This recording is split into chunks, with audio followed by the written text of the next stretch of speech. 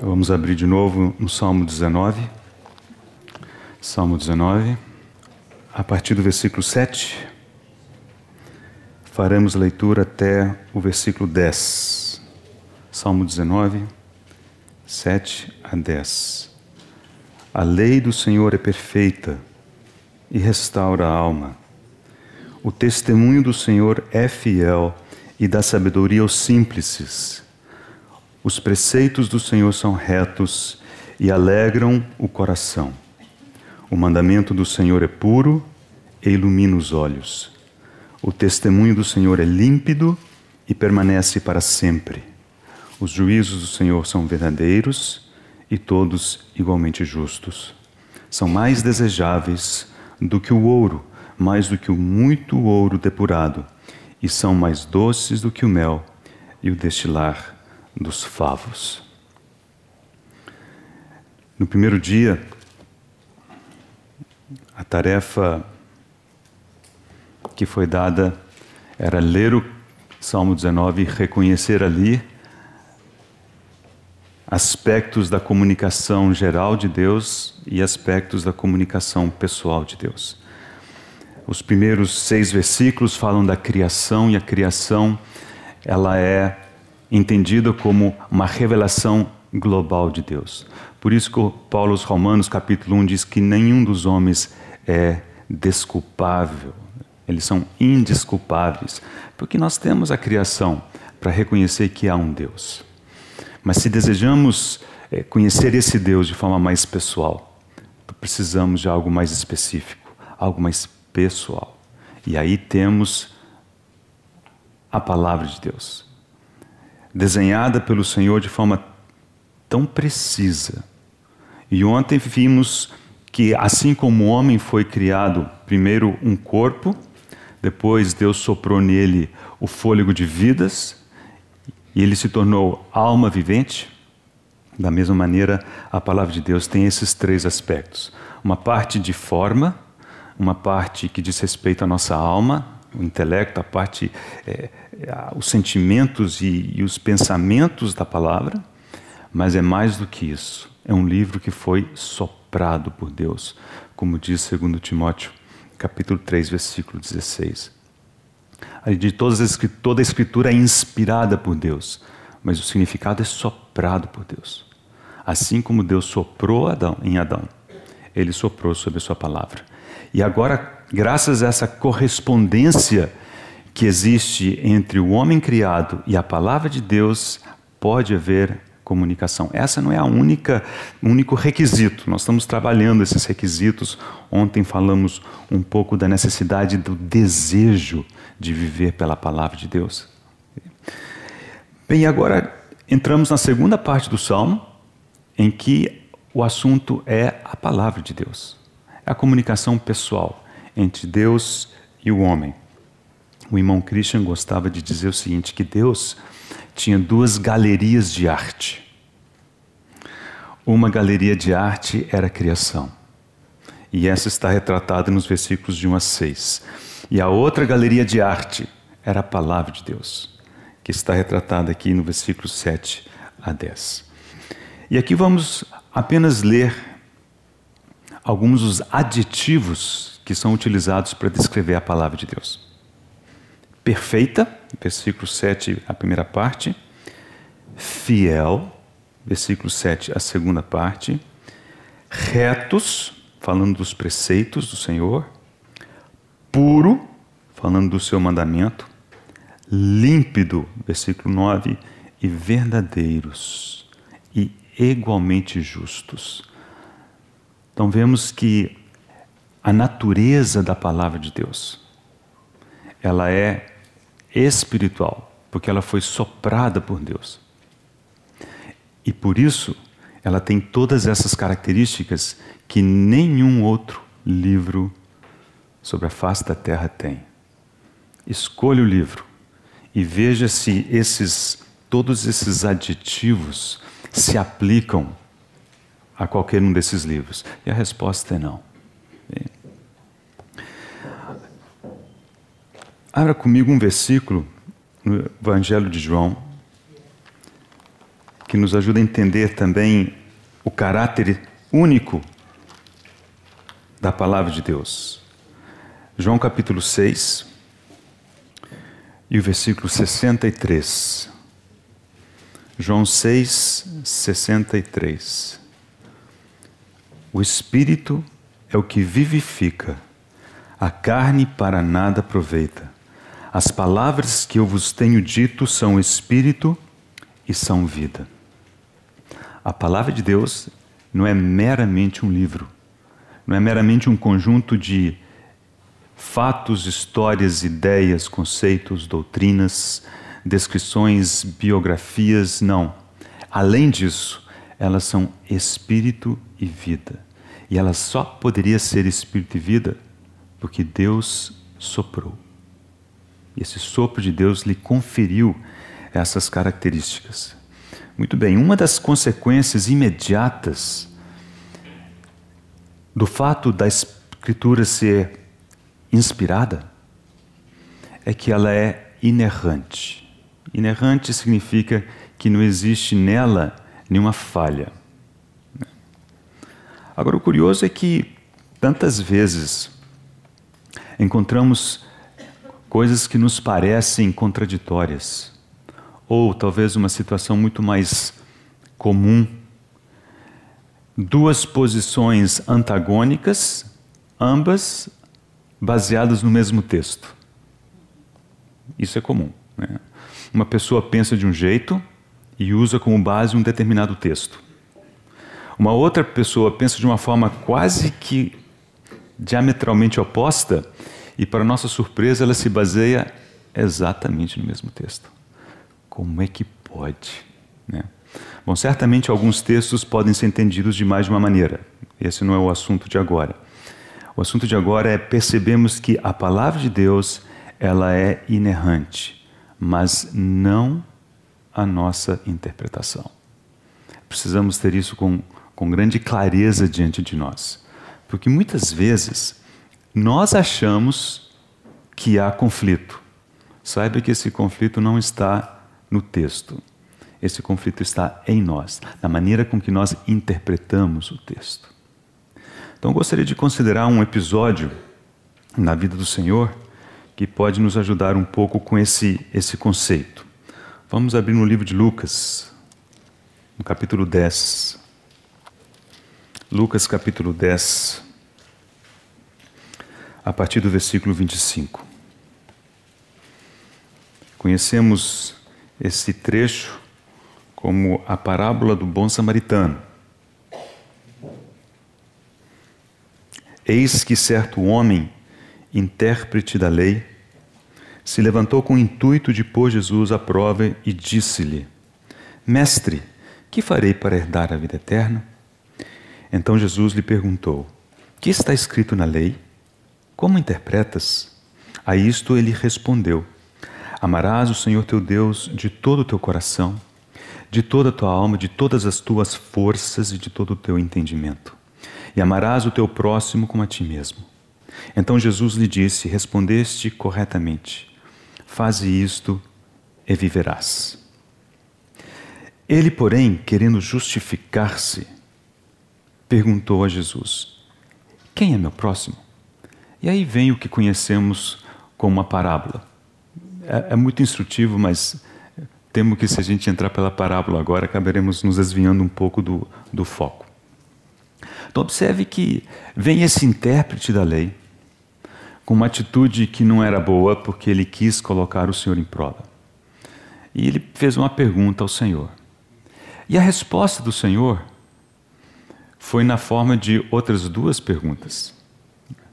Aliás, se nós observarmos, o Senhor muito frequentemente faz assim. Não apenas na sua palavra, mas conosco. Um exemplo típico é o caso de Jó, né? Jó perguntou ao Senhor, perguntou ao Senhor, perguntou ao Senhor. E aí será que Deus vai responder? E quando Deus finalmente responde a Jó, ele responde na forma de muitas perguntas, muito mais perguntas. Deus diz a Jó: Jó, aquieta, deixa eu te fazer algumas perguntas. E eu acho que para cada uma pergunta que Jó havia feito a Deus, Deus fez uma meia dúzia para ele. E coitado de Jó, certamente não sabia responder nenhuma delas. Bom, mas aqui o Senhor faz duas perguntas. E as duas perguntas são diferentes. E esse é meu ponto, nessa primeira parte do nosso estudo hoje. As perguntas do Senhor foram: o que está escrito na lei? Como interpretas? Veja que são duas perguntas diferentes. E no nosso estudo da palavra, nós sempre precisamos levar isso em conta. Primeiro, o que está escrito? O irmão Cláudio de manhã nos falava de fatos. Quais são os fatos? O que está declarado? Essa é uma coisa. A segunda coisa, talvez mais difícil, mais sutil, é, muito bem, dado isso, como você interpreta esses fatos?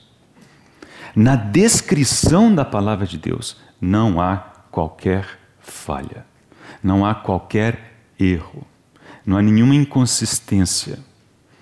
Elas surgem da nossa interpretação daquilo que está escrito.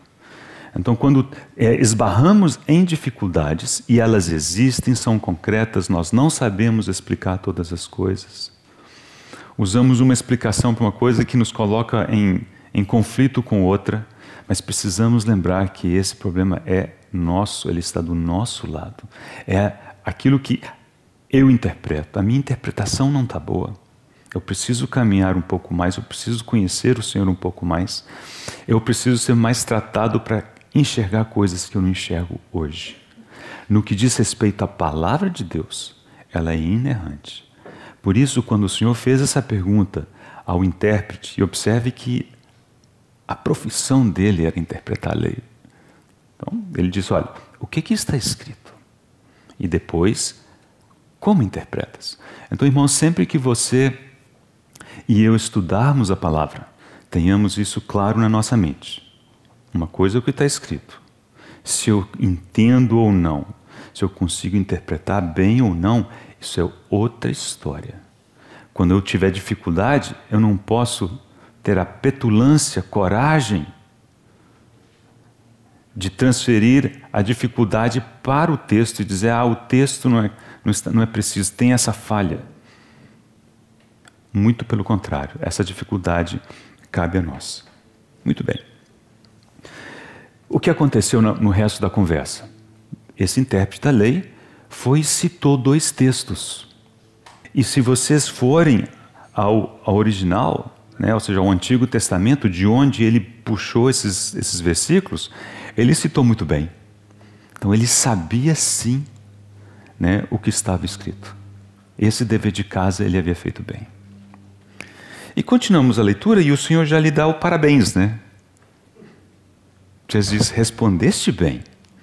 E a gente fica assim, mas onde que está a interpretação?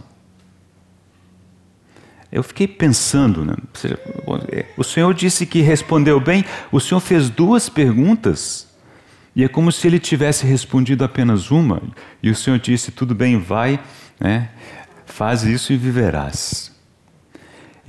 Eu cheguei à seguinte conclusão, os irmãos podem considerar isso depois, discordar, não tem problema, mas a impressão que eu tenho é que nesta ocasião, a interpretação ela está implícita nos textos que ele escolheu para responder à pergunta do Senhor. Porque o Senhor lhe disse, quando o intérprete perguntou o que hei de fazer, o Senhor disse, o que está escrito na lei? Para herdar a vida eterna. O que está escrito na lei para responder essa sua pergunta? O que você usará para responder a própria pergunta? E ele escolheu dois textos. E essa escolha de texto, a escolha do texto, foi a interpretação. Ele entendeu que naqueles dois textos estava a resposta que ele precisava para a sua própria pergunta. Então ele citou os textos e os citou muito bem. E quando o Senhor disse respondeste bem, eu creio que o Senhor estava dizendo, olha, você não apenas citou os textos corretamente, você sabe o que está escrito, como você soube escolher que texto estava escrito. quais textos eram importantes para responder essa pergunta. Mas aí vem a terceira parte, e aí é onde esse rapaz foi parar no exame especial, né? Não passou. Ele falou assim: vai tu, faze isto e viverás. E tanto é que o Senhor pôs o dedo na chaga, que ele se sentiu desarmado instantaneamente. E o texto nos diz que, querendo ele logo justificar-se, é claro que ele sentiu que, opa, deixa eu dar uma desentendido aqui, né? E Senhor, então quem que é meu próximo? Olha que, né, que falha. Mas isso revela o coração dele. Mas amanhã nós voltaremos a esse texto sobre esse aspecto, que essa é a última parte que nos cabe. Por enquanto estamos no aspecto de que a palavra de Deus é inerrante, mas não a nossa interpretação. A nossa interpretação, muitas vezes, ela é falha. Precisamos de correção. Precisamos de caminhar com o Senhor e fazendo ajustes ao nosso entendimento da palavra de Deus. Ah, mas eu sempre pensei assim. Eu fui ensinado dessa maneira. É por isso que nós precisamos mudar. Porque se estivermos errados, nós não queremos permanecer no erro. Precisamos aprender aos pés do Senhor. Okay? Muito bem. Então essa é a nossa lição na parte dos princípios no que diz respeito ao dia de hoje. Vamos considerar algumas leis de interpretação. Então, chegamos a mencionar 3 nos dias passados. Vamos passar para a 4ª lei.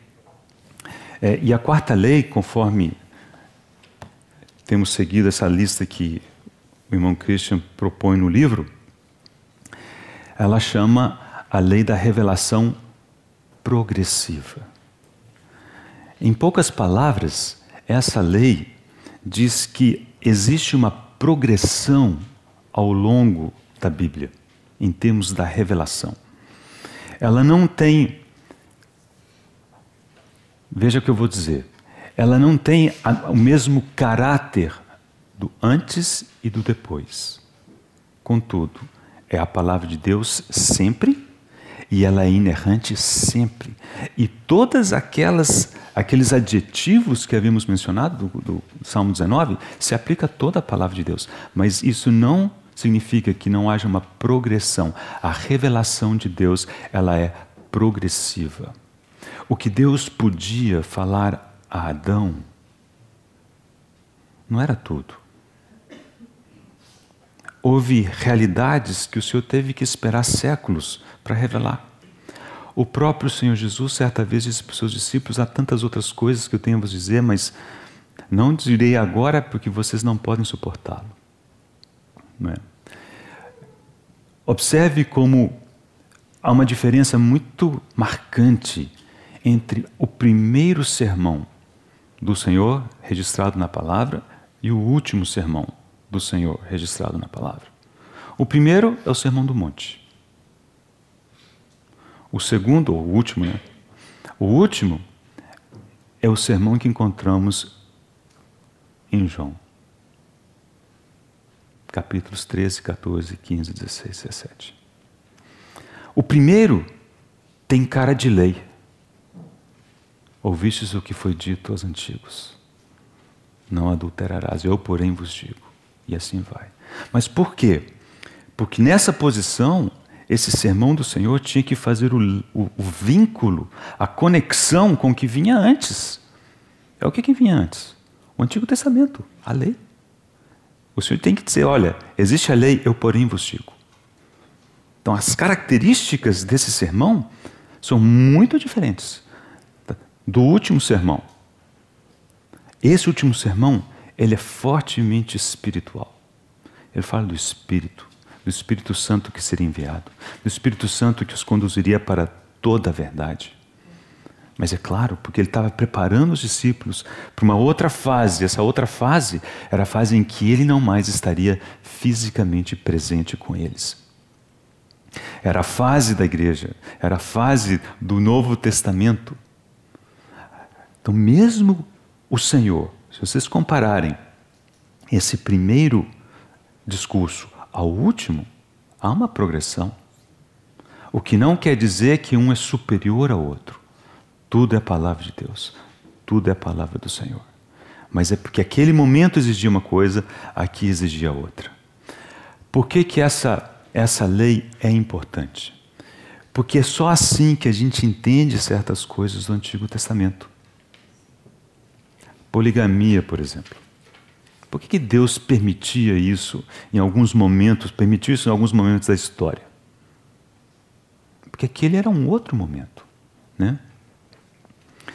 Quando Deus mandava Israel entrar e exterminar Amaleque, falei, olha, que não fique um. E às vezes isso nos choca.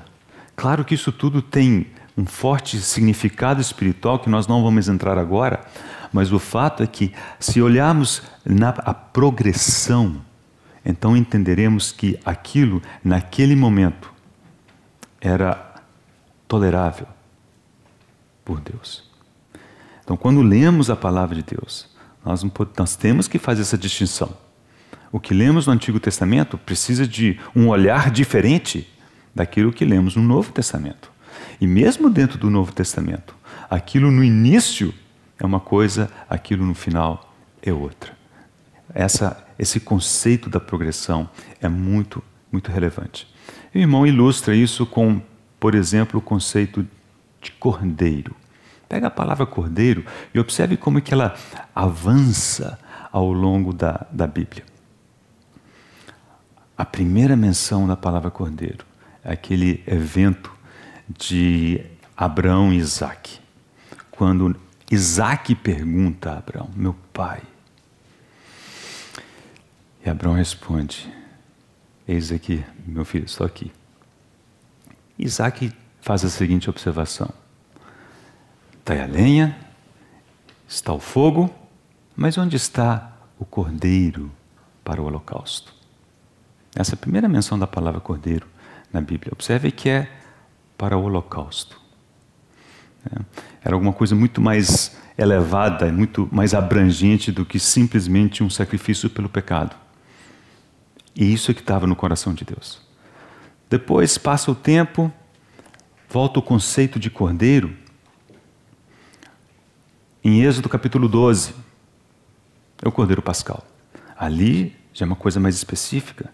Era um símbolo importante do sacrifício do Senhor, que precisava ser realizado e imolado para o povo sair da terra do Egito.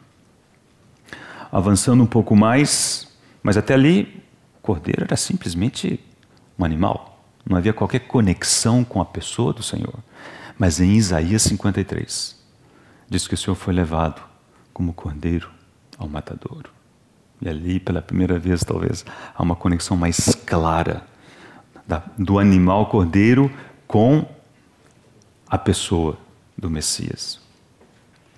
Em João 1:29, João Batista responde a pergunta que Isaque tinha feito 1500 anos antes. Quando viu o Senhor, falou assim, eis o Cordeiro de Deus que tira o pecado do mundo. Isaque perguntou, onde está o Cordeiro para o holocausto? João Batista, ao ver o Senhor, logo reconheceu, esse é o Cordeiro de Deus. Depois Pedro nos diz que não foi mediante coisas corruptíveis como prata e ouro que fomos libertados dos costumes dos nossos pais, legado pelos nossos pais, mas pelo precioso sangue, como de cordeiro sem mácula, conhecido com efeito antes da fundação do mundo. Então ali diz que o cordeiro, a pessoa do cordeiro, era alguma coisa que estava no coração de Deus muito antes da conversa de Abraão com Isaque. E por fim, Apocalipse 22, por exemplo, 1, fala do trono de Deus e do Cordeiro. O Cordeiro no trono. Pensa bem. Olha que progressão. Pega a primeira menção do Cordeiro, pega a última e compare. Veja a distância. Então, irmãos, esse princípio da progressão é muito relevante, né? Então isso ajuda muito, essa lei ajuda muito quando estudamos, sabemos contextualizar bem os textos, para não nos confundirmos desnecessariamente. Abra comigo, por favor, no Salmo 119. Salmo 119, eu vou fazer uma menção aqui importante antes de mencionarmos as próximas leis. 99 e 100. Compreendo mais do que todos os meus mestres, porque medito nos teus testemunhos, e sou mais prudente que os idosos, porque guardo os teus preceitos. Vou lançar a mão aqui de um trecho que o irmão menciona, ele utiliza esses dois versículos para chamar a atenção para esses dois conjuntos aqui que estão retratados pelas palavras mestres e idosos. E diz que o salmista, ele reconhece a necessidade de mestres e de idosos, mas o texto diz que ele entende mais do que eles. Então o irmão utiliza esses dois versículos para descrever um aspecto de progressão que a gente observa ao longo da história da igreja. Não apenas na palavra, mas também ao longo da história da igreja. Vemos que Deus foi concedendo mais luz, mais luz, mais luz, mais luz ao longo da história da igreja. É curioso, eu nunca li em detalhe, mas a gente sabe que alguns dos escritos dos assim ditos pais da igreja, século III, por exemplo, eles falam de trecho da palavra, mas a interpretação deles é toda atrapalhada, confusa. E eram os grandes eruditos da época. E nós não devemos criticá-los como dizendo, olha, como é que ele vacilou nesse texto? Irmãos, é porque depois de tantos séculos o Senhor fala e confirma, confirma com um, confirma com outro. E o Senhor vai construindo, edificando a sua igreja. Então existem os idosos, existem os mestres, mas pela graça de Deus, apoiados sobre seus ombros, nós podemos ir um pouquinho além. E depois outros apoiados sobre os nossos ombros podem ir um pouquinho além. E é assim que o Senhor edifica a sua igreja. E o irmão utiliza esse conceito como forma de encorajamento de nós aprendermos a buscar, né, textos e livros de qualidade e de grande ajuda escritos ao longo da história da igreja. E aí onde que entra a função desse pequeno livro, que basicamente ele traz uma lista de alguns livros que ele recomenda, outros que ele não recomenda, né? Enfim, o irmão chama atenção, mas o fundamental é percebermos que seria uma atitude incorreta, inadequada da nossa parte, achar que eu não preciso consultar nada. Eu me viro, né? Eu já ouvi gente falar, bater no peito dizendo assim, eu só leio a Bíblia. Amém. Começou bem, né? Mas precisamos prosseguir. Nós não podemos de maneira nenhuma ignorar aquilo que o Senhor depositou ao longo da história da igreja. E certamente se você já não teve essa experiência, você a terá ao fazer isso. Sabe aquela palavra que Deus te deu, que abriu seus olhos? Fala, Senhor, que maravilha. O Senhor me deu uma coisa tão especial. Você está assim. Aí você vai olhar e você descobre que o Senhor já tinha dado isso para muitas outras pessoas, muitos anos antes. Você é especial, mas você não é o único. O Senhor é gracioso, o Senhor vai concedendo. E muitas vezes o Senhor te dá uma coisa e o Senhor deu alguma outra coisa para o irmão que encaixa, explica, ajuda. Então nós não devemos, de modo algum, no estudo da palavra,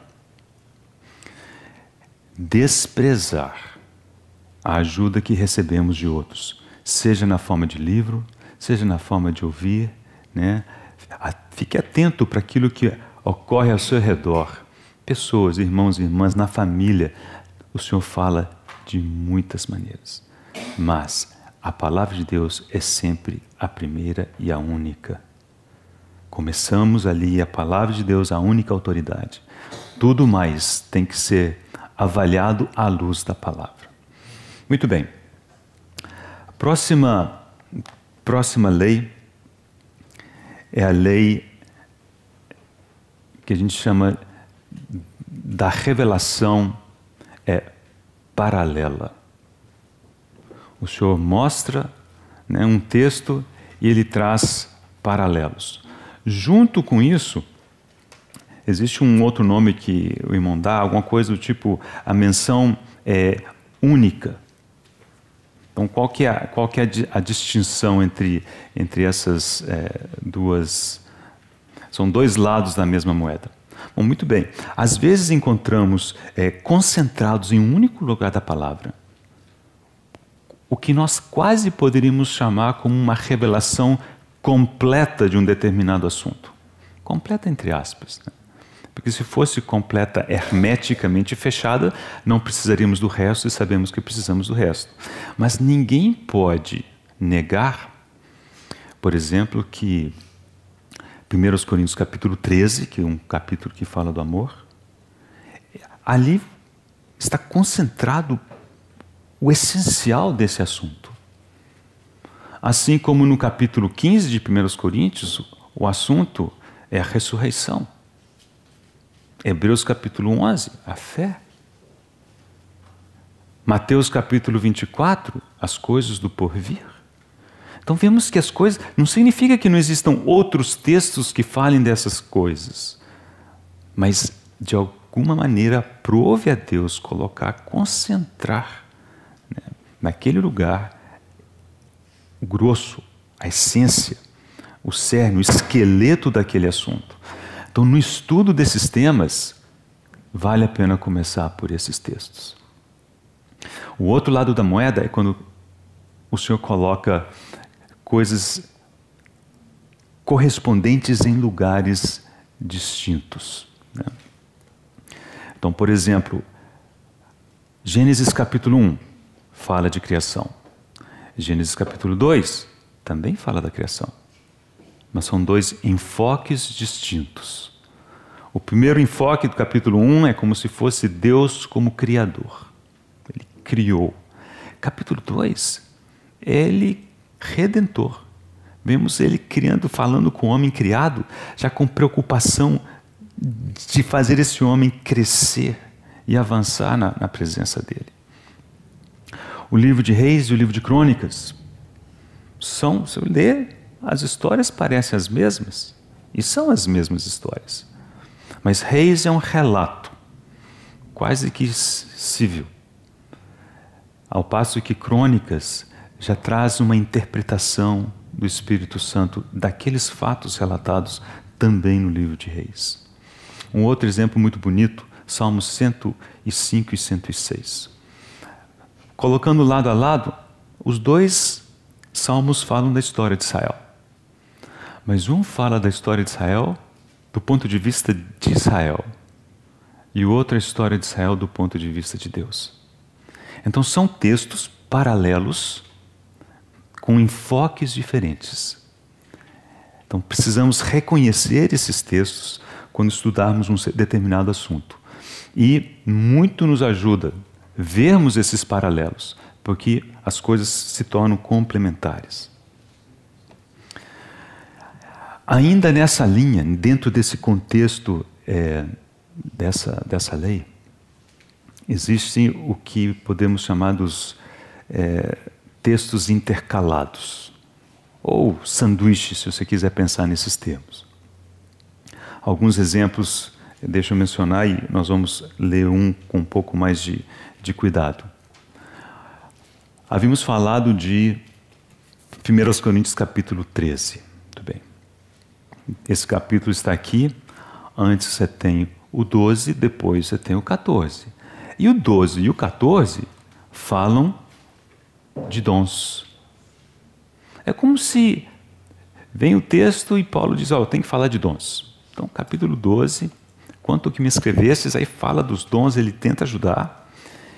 E ele tem mais assunto para falar de dons no capítulo 14, mas como se tivesse parado e falei, não, espera aí, deixa eu abrir um parênteses. E esse parênteses é o capítulo 13, ele trata do amor.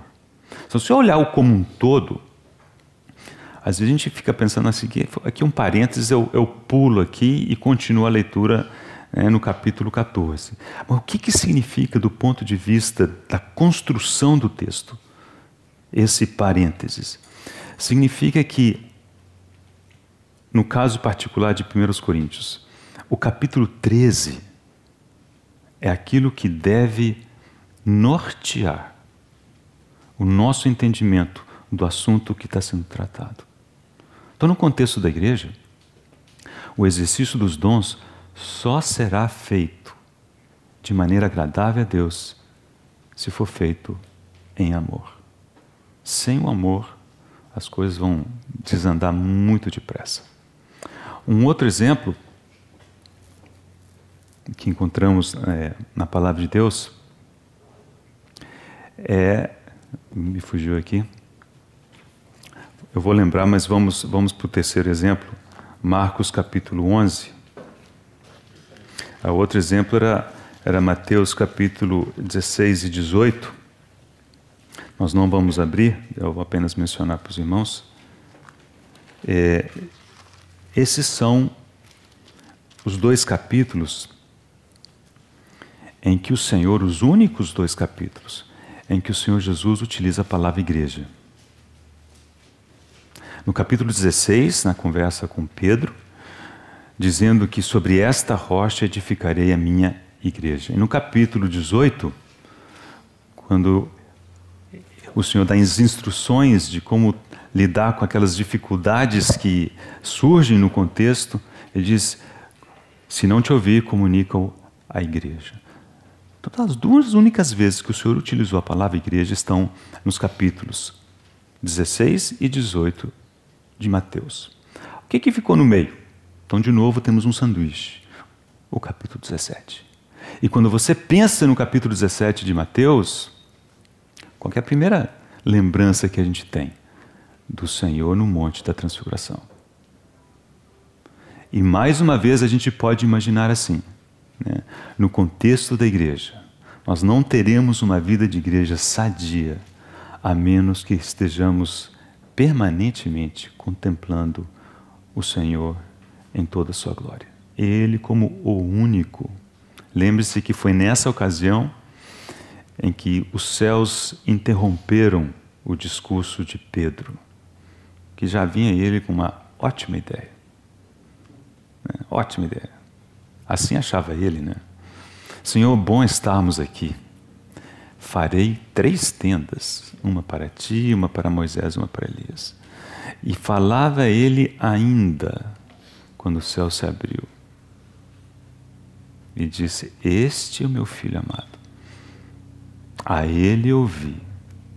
E quando aquela nuvem passou, a ninguém mais viram, a não ser só Jesus. Essa é a regra da igreja. Só Jesus. Ver só Jesus. Quando começamos com Moisés, Elias e tenda para um, para o outro, fim, Deus tem que intervir. Então são 2 exemplos em que percebemos como que as laterais ajudam a entender a razão do texto central, que é determinar a maneira de compreender os textos que estão do lado. Muito bem, e o terceiro exemplo, esse eu quero ler com os irmãos, Marcos capítulo 11, a partir do versículo 1. Quando se aproximavam de Jerusalém e Betfagé e Betânia, junto ao Monte das Oliveiras, enviou Jesus 2 dos seus discípulos e disse-lhes, ide à aldeia que aí está diante de vós, e logo ao entrar achareis preso um jumentinho, o qual ainda ninguém montou, desprendei-o e trazei-o. Se alguém vos perguntar, por que fazeis isso? Respondei, o Senhor precisa dele e logo o mandará de volta para aqui. Então foram e chamaram o jumentinho e acharam o jumentinho preso junto ao portão, do lado de fora na rua, e o desprenderam. Alguns dos que ali estavam reclamaram, que fazeis soltando o jumentinho? Eles, porém, responderam conforme as instruções de Jesus. Então os deixaram ir. Levaram o jumentinho, sobre o qual puseram as suas vestes, e Jesus o montou.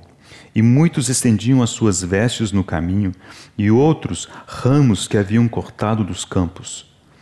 Tanto os que iam adiante dele como os que vinham depois clamavam: Hosana, bendito que vem em nome do Senhor.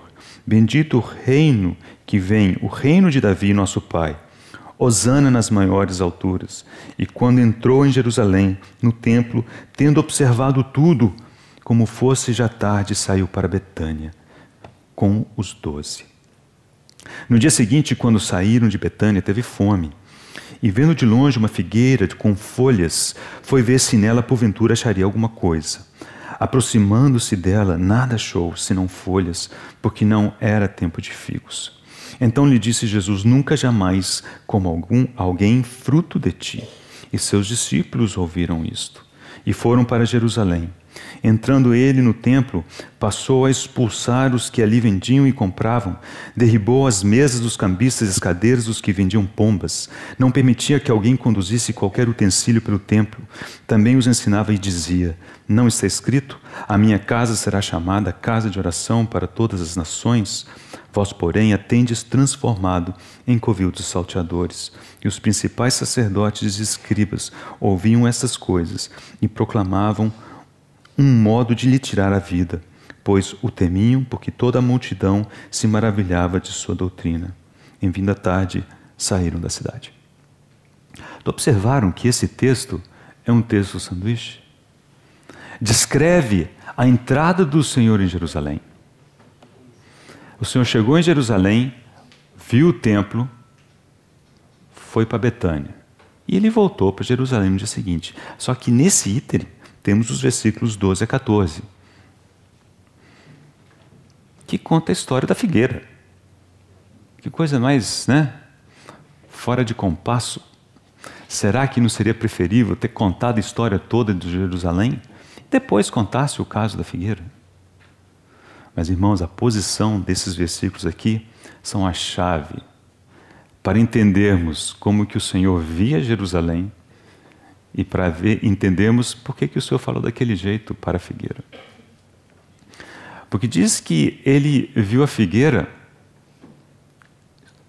tinha folhas, Vendo de longe uma figueira com folhas, foi ver se nela, porventura, acharia alguma coisa.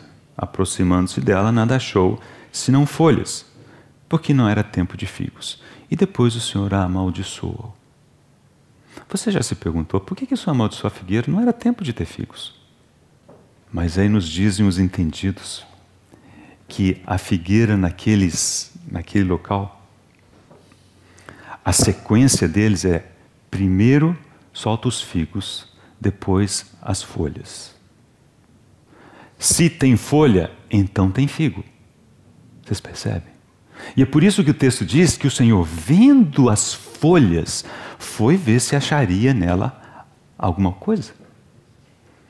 Não era tempo de figos, não era tempo de folhas, mas ela tinha folhas. Onde é que isso está inserido? Está inserido na descrição do Senhor em Jerusalém. Ele foi ao templo. Versículo 11. E quando entrou em Jerusalém, no templo, esse é o lugar do qual ele disse: é a casa do meu pai. Esse templo deveria ser um retrato da pessoa do Senhor, do propósito de Deus.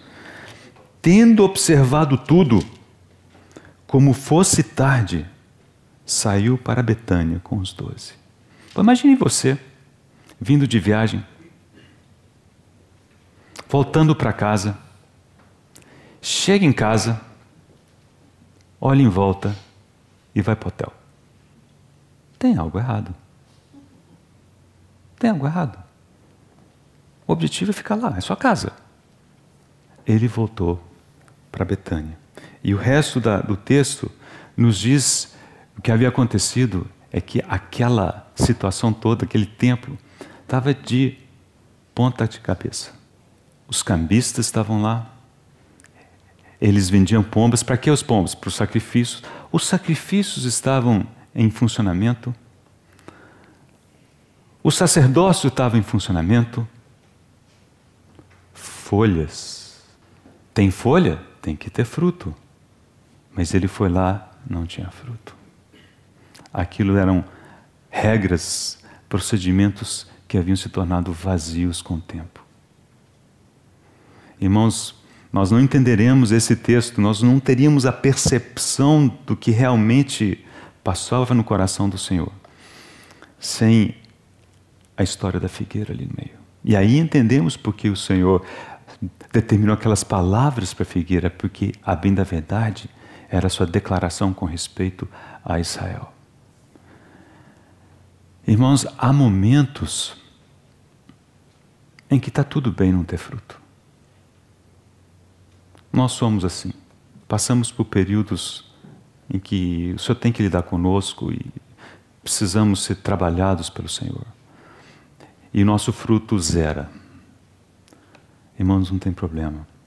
Mas o problema é quando nós começamos a soltar folhas, aparência, não tendo fruto. Esse é o problema. Essa foi a crítica do Senhor. Foi isso que o Senhor criticou. Temos aparência, todo um formalismo, toda uma parafernália, todo um display, um show. Ok. Vamos ver o fruto? E não tem fruto? Está errado. Tem que estar errado.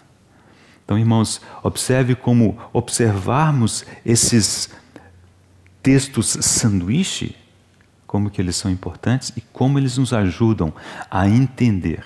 E assim tantas outras coisas. Salmos 23, 24, aliás, 22, 23 e 24. Também são um conjuntinho.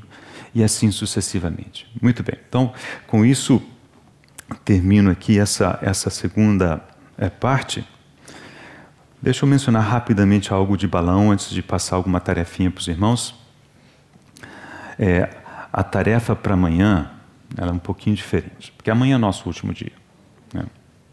Então não vou deixar de abrir espaço para que alguns de vocês, certamente não todos, né, possam compartilhar algo que queiram a respeito de Balaão. Podem compartilhar uma dúvida, algo que lhe impressionou, eu não sei. Se a gente pensar em uma pessoa por grupo, está de bom tamanho. Podem ser mais, mas por questões de tempo, 5 minutos no máximo por grupo. Então, se um grupo só tiver uma pessoa, essa pessoa pode gastar os 5 minutos. Se mandar 2 representantes, né, cada um terá direito a 2 minutos e meio. E eu vou cortar mesmo, hein? Dá uns 3 minutos, vou ficar de pé. Deu 4 minutos, eu vou me chegar do lado. A pessoa vai querer parar de falar, né? Mas o importante é que tenhamos algum momento de compartilhar alguma coisa que, ok, eu tive essa impressão, essa dificuldade, eu estou pensando em prosseguir o estudo dessa maneira. Eu gostaria de ver um pouco dos irmãos com respeito à experiência. Vocês perceberam que é um assunto vasto. Então, eu não imagino absolutamente que amanhã alguém virá com alguma mensagem sobre Balaão. Não é isso.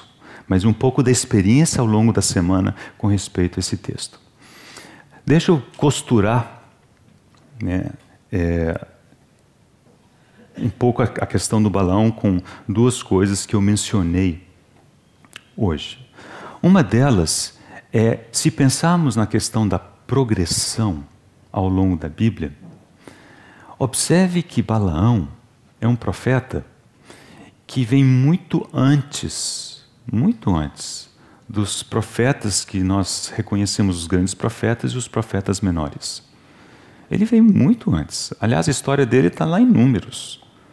Então, do ponto de vista de progressão, nem se imaginaria que ele tivesse a percepção, vou usar a palavra, a maturidade de questões espirituais que talvez encontrássemos em Isaías, ou em Ezequiel, ou em Daniel. Então, quando olharmos para Balaão e estudarmos a sua vida, tenha paciência com o dito cujo, né? Seja gracioso com ele. Tudo bem que ele errou, né? Mas não espere dele a profecia das 70 semanas. Né? Isso, ele estava lá no começo. O povo de Israel sequer tinha entrado na terra ainda. Então, esse é um ponto importante de lembrarmos. E a segunda, indo na direção dos mestres e dos idosos, é claro que a gente, quando estuda um assunto, se pergunta muito bem, o que será que tem disponível de qualidade, né, na literatura a respeito de Balaão? O que é que as pessoas já escreveram a respeito de Balaão? Aqui temos ao menos 2 conjuntos de escritos. Um deles é qualquer bom comentário do Pentateuco, né, em princípio vai passar em Balaão. Eu digo em princípio porque muita gente sabiamente chega num texto difícil e fala assim, aqui eu não vou me meter, né? Eu não sei dizer nada, eu não vou contribuir nenhum pensamento justo aqui, então a pessoa prefere não dizer nada e pula. Então às vezes a gente se frustra porque vai ao comentário, mas aquele pedaço não é comentado, né? Mas existem comentários, o comentário do Mackintosh, por exemplo, ele trata de Balaão muito rapidamente, mas está ali, né? Mas existem também livros especificamente escritos a respeito de Balaão. Eu encontrei 2. Né? E depois eu soube, eu estava conversando com o Antônio, que um deles é um livro escrito por um irmão chamado Samuel Cox. Esse livro foi publicado em 1884. Então nós estamos falando de coisa antiga. Né? Eu encontrei ele no Kindle Store. Está em inglês, então quem tiver acesso pode utilizá-lo. Essas coisas do Kindle, com $1 você compra, né, esses livros. Ele é muito barato. Muito bem. O texto é mais longo do que talvez precisasse, mas esse irmão ele segue a seguinte linha, e eu vou concluir com esse exemplo, para incentivar os irmãos, talvez ajudá-los a prosseguir no estudo de Balaão. Observe que o estudo de Balaão, para nós, é um estudo de caso. É um estudo difícil, mas exatamente para vocês exercitarem a disciplina de pegar um texto, ter que olhar outros e gastar tempo diante do Senhor. E esse irmão, ele assume defende a seguinte tese. Balaão errou sim, não há dúvida disso. E ele não poupa Balaão nos seus erros. Mas ele diz que a visão, o entendimento que as pessoas normalmente têm de Balaão não é justa. Se a gente parar para analisar o texto, ele teve seus problemas sim, né? Mas ele era um profeta. Ele viu coisas, ele viu o Messias. Que observou a quarta parábola de Balaão, fala do Messias. Deus falava com ele. Tem irmãos que falam que não era Deus. Olha aqui que audácia, né? Não, mas a pessoa fala assim, porque ele era adivinho, ele era meio místico, então ele achava que era Deus. Mas eram demônios. William Kelly, que é um dos irmãos de Plymouth, tem muita coisa ótima. Ele fala que era um demônio. O texto diz que era o Senhor. Né? Muito bem, então esse irmão, Samuel Cox, ele tenta fazer um equilíbrio, trazer um equilíbrio. E em muitos aspectos parece que ele até defende o Balaão. Mas uma das coisas que ele faz, eu vou concluir com essa ideia, que ele propõe o seguinte, que o estudo, para ser de proveito, no caso de Balaão, ele faz comparando com outros. Então, por exemplo, ele pega Balaão e compara ele com Jacó. Pega Balaão e compara com Sansão, com Salomão, com Jonas, com Pedro e com Paulo. Ora, algum desses daí nós jamais ousaríamos falar mal deles, né? Mas se você parar para pegar Jonas, ninguém fala que Jonas era um falso profeta. Mas você olha a trajetória de Jonas, ele tinha a palavra de Deus, ele sabia o que tinha que fazer, ele fez o contrário em um determinado momento. Balaão caiu, com certeza ele caiu. né? Mas ele não é chamado de falso profeta pela palavra, né?